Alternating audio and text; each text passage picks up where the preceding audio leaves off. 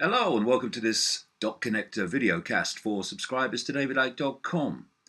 Well, there's a war clearly on freedom of speech, and there's a simple reason why that is. When you are engaged in a perception deception, which is what the conspiracy to direct human society into a very dark and dangerous direction is all about, it's a perception deception. You can't control people physically in terms of 7.5 billion currently because there's not enough of you. So what you do is you control their perceptions of reality, and thus they see the world and see themselves in the way that suits what you want to do. And to achieve that, you have to control the information they receive, because people make their perceptions from information in the form of a personal experience or the 10 o'clock news. And of course, it's the 10 o'clock news symbolically where most people get their information from which they come to their conclusions and develop their perceptions of reality and what the hell's going on. And what's happened over the last decade, 20 years, particularly the last 5, is that more and more people have looked at other ways of seeing world events. Thanks to the alternative media, the genuine alternative media, there's much of it that isn't, but the genuine alternative media. And they've begun to see that these other ways of looking at world events make far more sense than the official fairy tales and narratives. And so to deal with this, we have Google, Facebook, and endless other expressions of this suppression of the free flow of information, suppressing these other ways, these other angles in terms of explaining what is happening in the world. But I've said many times recently, for good reason, we live in a post-fact society where facts don't matter, just emotion, slogans, and everyone must say and believe what I do, otherwise you're a Nazi, or whatever other abuse I can come up with. Whether you are factually accurate is irrelevant to all that. It's a post-fact society. But those of us who are challenging official narratives, and yes, fairy tales, most of them, must do it by refusing to bow to the post-fact society and just put facts in front of people for them to reach their conclusions about whether they believe they're facts or what it all means. And there has been some encouragement this week with 2 stories.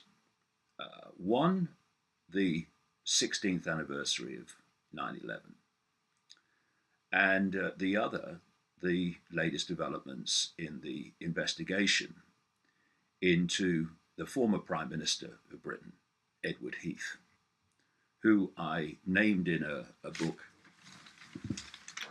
The Biggest Secret, in 1998 as a Satanist and child abuser.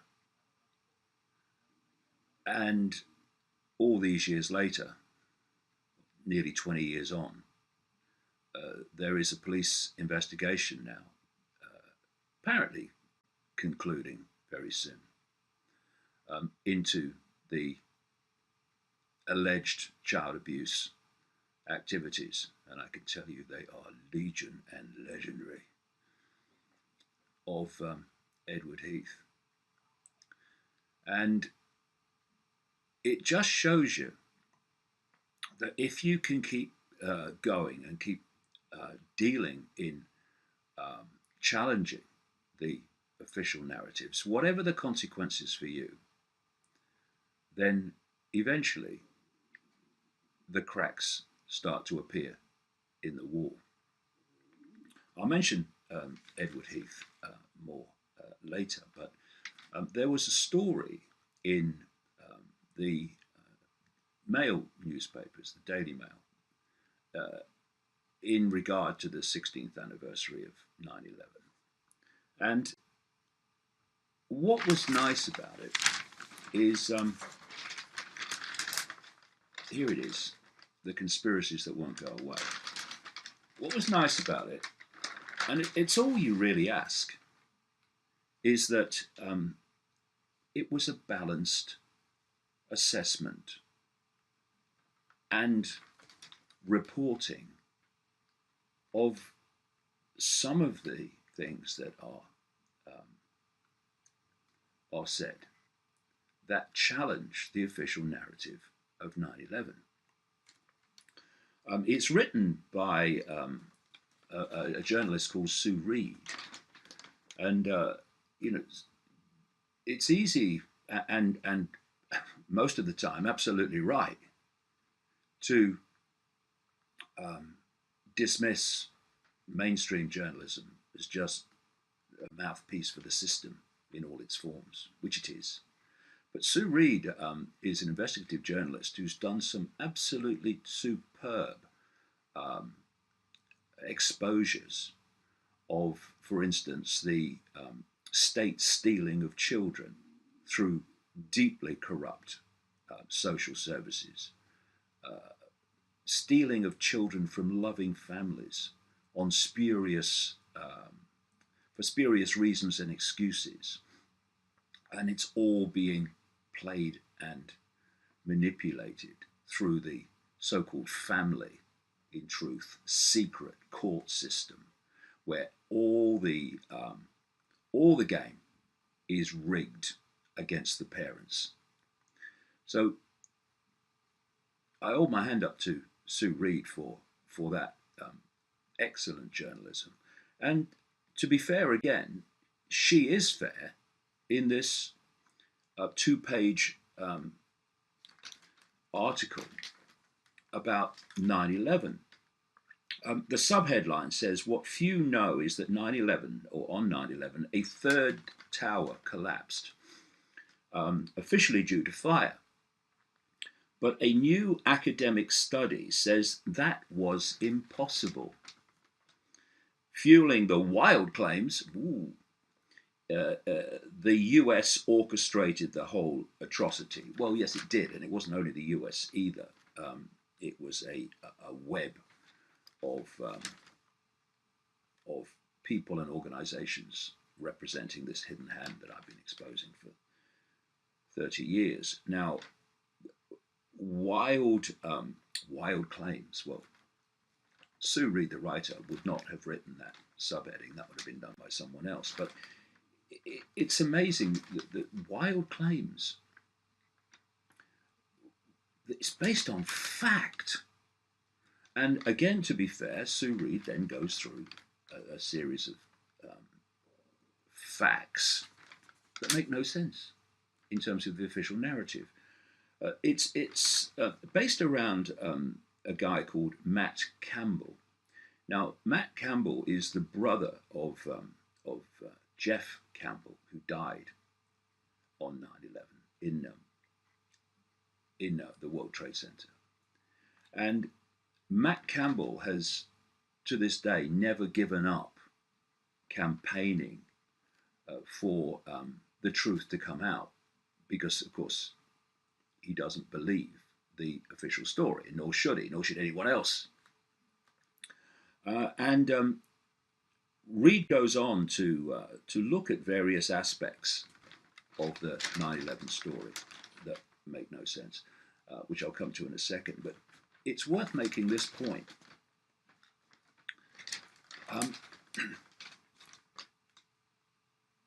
One of the biggest scandals of the whole 9/11 story is that the mainstream media has not investigated, unbiasedly investigated, or challenged the official story of 9/11 in the now 16 years since it happened.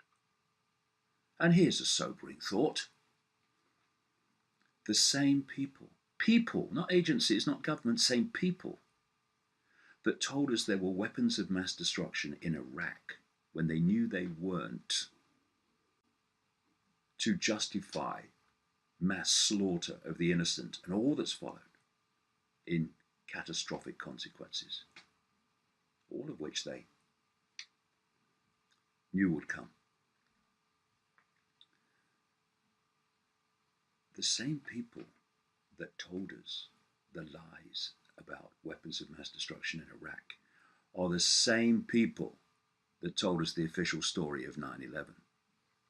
And yet, the media now accept, because they've got no choice, even though they didn't challenge it at the time, that they were lied to about weapons of mass destruction in Iraq, but for 16 years have not challenged, questioned, or unbiasedly investigated the story from the same people about 9/11. It's extraordinary. That's happened by accident. Anyway, the Surreed article goes on to point out that there are many, many questions being asked about what happened on 9/11. And she also points out that in a US magazine poll, 53% of Americans believe the US government has concealed and continues to conceal vital information about the 9/11 attacks. 53% is good. It should be 100% if anyone looks at the background to 9/11 and the tissue of absolute bloody nonsense that we're told to believe about it. Things, for instance, like Islamic terrorists, quote, who couldn't fly one-engine Cessnas at flying schools, somehow manifested, what was it, the Matrix? Was it a download? What was that? Somehow manifested the ability to fly wide-body jets in ways that a Lufthansa pilot of wide-body jets of 28 years standing told me he could never have done. A 9/11 story that includes the claim that a passport from one of the hijackers was found near the Twin Towers, a place called Vesey Street, that had somehow, paper passport, had somehow survived and floated down out of the fireball. I watched a BBC newsreader a few days after 9/11 tell me that without laughing. I was waiting. She's got to laugh in a minute. She never did. And when you have a media that ludicrously unquestioning, that's how these people get away with it. But another thing that this article mentions, briefly, but at least it mentions it, is something called Operation Northwoods. Now, how many people among the general public have ever heard of that? And yet it's fundamentally important to 9/11. In the 1960s, during the Kennedy assassination, apparently Kennedy put an end to it. But anyway, this is what was planned. and this is from the official record. This is not a conspiracy theory. This is from the official record. The Joint Chiefs of Staff that officially run the Pentagon put together this plan to justify an invasion of Cuba to remove Castro. And what it planned was terrorist attacks in America, which they would do, the Pentagon, and then blame them on Castro. And here's the big, and of course that's what's happening now all over in Europe and wherever, to justify outcomes and push the world in a certain direction, more and more control, more and more surveillance, and what have you, more and more police military state. But the big connection from Operation Northwoods to 9/11 was the plan to have aircraft painted in the colors, CIA Pentagon aircraft, painted in the colors of a airline that had a flight path across Cuba. They would then, and this is the wording of their documents, they would then put carefully selected passengers onto the plane of an airline, and it would take off. It would then fly over Florida, and a drone aircraft, unmanned drone aircraft of the same type, painted in the same colors, would take off from Elgin Air Force Base and would then close in on the official flight aircraft, take over its place on the radar. The plane that took off from the airport with the passengers on would then be landed at Elgin Air Force Base, and the passengers would be dispersed because they were all in on it. How long they would live after it is another thing. And the drone aircraft, now apparently the real plane, would be flown over Cuban airspace and would be destroyed by radio signal, and a bomb on the plane would blow it up. And it would be blamed on Cuba to justify an invasion to remove Castro.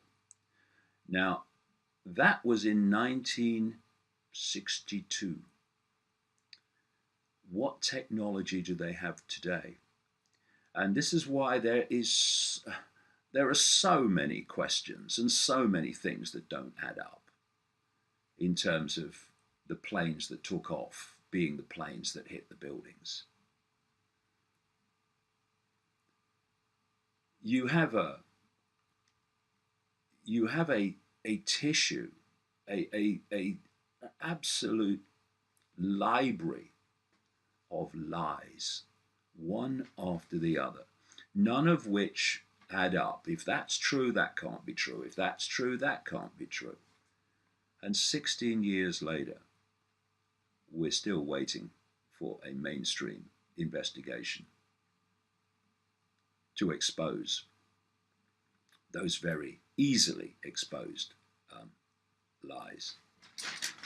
The article also talks about the Twin Towers, how they came down, because again, the official story makes no sense. And it talks about firefighters who described how they heard explosions, bang, bang, bang, bang, bang, bang, bang, as the buildings were coming down.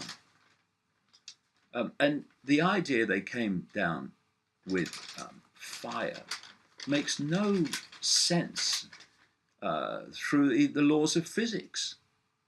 And now we have, because this other building that is mentioned here, Building 7, was a much smaller building, but within the World Trade Center complex.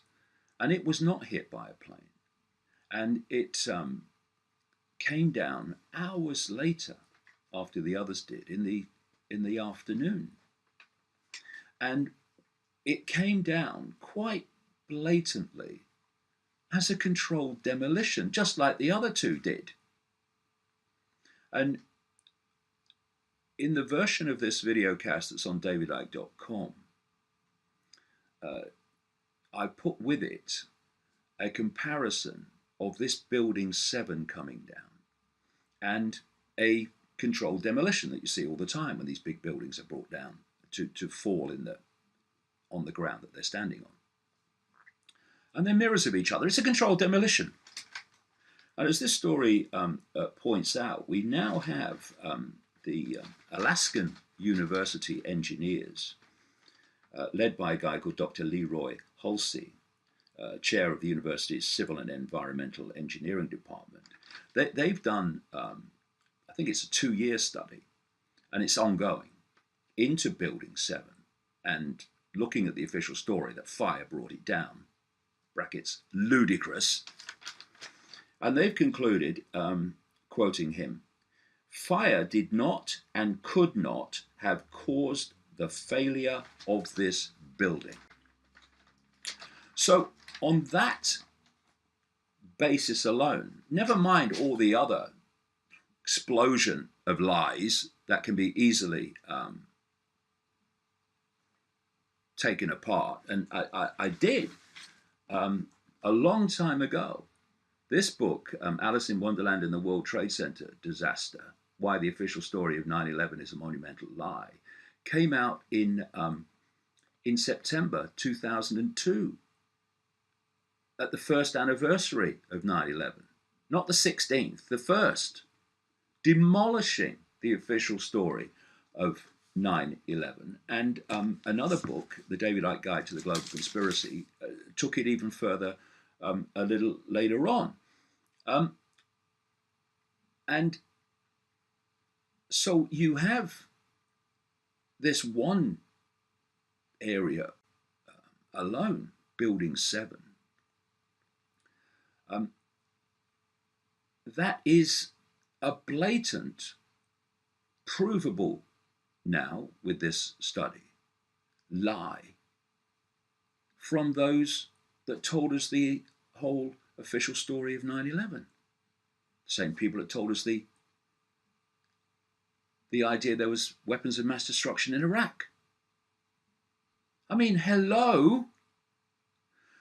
No wonder the system and its arms like Google, Facebook, etc., want to are now systematically suppressing information that challenges the official stories. YouTube too, owned by Google, same thing. And it's also kind of worth mentioning that this Building 7 was reported by the BBC in a live interview with a reporter in New York to have fallen when it was still standing behind her. And, you know, people say, well, you know, are you saying the BBC made it up and it was a conspiracy by the BBC? Someone got the script in the wrong order, and something was released before it should have been. And therefore it was reported that Building 7 had collapsed when it was still standing behind her, and collapsed shortly afterwards. The script just got a little bit out of sync there. Not to do with her. She's reporting what she was told was happening. She just didn't understand the skyline of New York. But this is what you're dealing with. Why did the BBC, when that happened, not go back and say, hold on a minute? How come we reported a building came down when he was standing behind it? What was going on? Where did you get the information from about the building had come down? No, none of that. Because they're not journalists. They're repeaters of the official story of everything. But that was a very encouraging article by Sue Reed there, because she didn't trash the whole thing and just dismiss it like they usually do in their arrogance and ignorance, but actually gave people a fair hearing to put their point of view and let the reader reach their conclusions. You know, this is a revolutionary thing, isn't it? How will we survive? A revolution of journalism where people's opinions are unbiasedly reported, and the reader or the viewer or the listener then makes up their own mind what they make of it. But that's not what you get. And this is one of the big things that the alternative media has contributed to changing public perception to the point where they're willing in ever greater numbers to look at the at another way of seeing the world. It's not the pictures or the images, moving or still, that direct your perception. It is the voiceover and it is the caption. Because what's happening is the voiceover and the caption are telling you what to make of the images you're looking at. And this repetition of here's the images, this is what is happening, this is what it means, this is who did it, become a programming operation through pure repetition, the greatest forms of programming, repetition. And what the alternative media has done is basically say, hey, same pictures, there's another way of looking at this. What if you look at it from this angle or from this background? And people are going, actually, that does make more sense. And hence you've got the desperate effort, not least in terms of me at the moment, to silence us. Best of luck on that one. So this other story this week is about Edward Heath, and a story that I've been talking about now for virtually nearly 20 years. So this headline says, sex abuse inquiry to probe Ted Heath. Probing Ted Heath, I'd rather not. A bombshell as police claims ex-PM to be evidence for VIP paedophile ring report. Now, the significance of this story is it's in the Mail on Sunday, which is a paper that has a record of trashing or trying to trash big political paedophile stories, and also has tried to trash on a number of occasions the inquiry into Ted Heath. But now it's reporting that the controversial investigation, why controversial? If there are allegations, they need to be investigated. What's controversial about that? The controversial investigation into allegations that Sir Edward Heath was a paedophile has dramatically widened. Officials at Britain's biggest ever public inquiry confirmed that they are to study the findings of an explosive police report into claims that the former Prime Minister was a child abuser. And this story is basically that there's been an inquiry by Wiltshire Police, and the Wiltshire Police have a chief constable who I hope continues to the line like this, who seems to be a man of integrity, who's determined to get to the truth about this. A man called Mike Veal. He's had a lot of abuse from people that just don't want this story out. The Mail on Sunday says it revealed earlier this year how Mr. Veal defied pressure, a lot of it from the Mail on Sunday, by the way, to call off his investigations because he believed some claims were 120% genuine. And a Conservative MP has actually come out and said, leave Veal alone and let him do his job, quite rightly.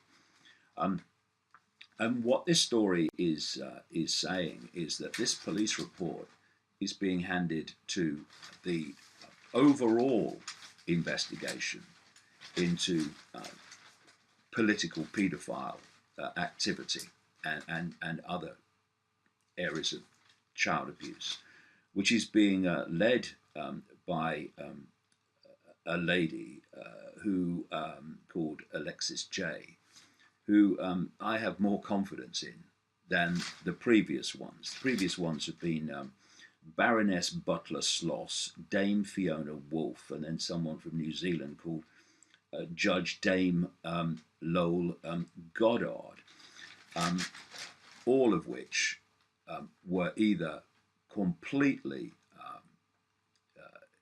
unacceptable because of their connections to people who would be involved in the inquiry, and Lowell Goddard because it seems that she was next to useless.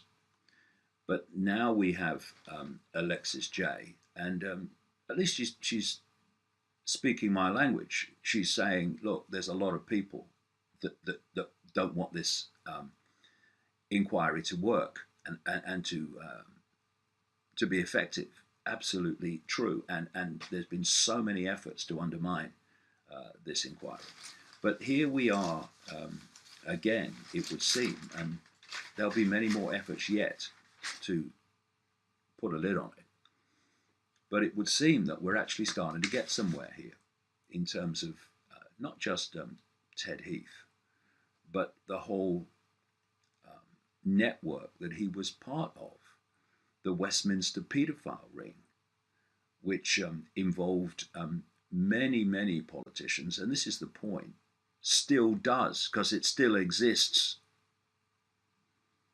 And the mainstream media and the mainstream establishment, brackets, same thing basically, has worked so hard to destroy the uncovering of this political paedophilia since the story started to really break, although it was in the biggest secret in 1998, all this Westminster ring. It's tried its best to destroy it coming out since the Jimmy Savile scandal, this record-breaking BBC-employed paedophile who was a close friend of the royal family and a close friend of Margaret Thatcher, the British Prime Minister, in the 1980s. So, despite all the efforts to suppress the free flow of information, challenging the system, challenging the official narratives, things are still moving, still coming out. And we need to keep going. The efforts to silence people like me are going to go on, getting more hysterical and more extreme. And we just need to laugh in the face and carry on, because there's so much to come out. And